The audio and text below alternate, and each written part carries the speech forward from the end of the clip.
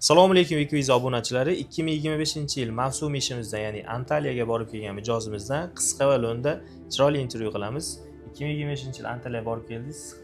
Qanday taassurotlar bor sizda? 2025-yili Antaliyaga jo'natdilar. Asosan bizda kelishilgan o'sha biletimiz, yotoqxonamiz, ish otelimizdan muammosiz bo'ldi, ishladik. Hattoki bu yerdagi shunday mudirlarda, katta odamlar bilan biz yaqin chiqishdik. Bu hammasiga shu sizlar bergan yordaminglar, misol bizga bergan qulayliklar bilan bo'ldi. Misol bu yerda bir yomonlik, bir qiyinchilik bo'lmadi. To'g'ri, hamma narsani o'zini qiyinchilik, yaxshiligi bor, lekin asosan Vekviza bizga qo'lidan kelgan barcha yordamni berdi. Mana keldik, xudo xolasa yana yangi sezon ochilyapti. Yana birinchilardan telefon qilish, chaqirishdi, keling dedi. Keldik, yana xudo xolasa jo'natamiz deyishdi.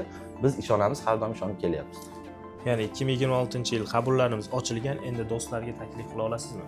Bo'ldi, biz o'zimni tanishlarim, o'zimni oshnalarim, sinfdoshlarim bor. Ularni yanada men ular chaqirib sizlarga keltirishga harakat qilaman. Ular ham so'rashyapti.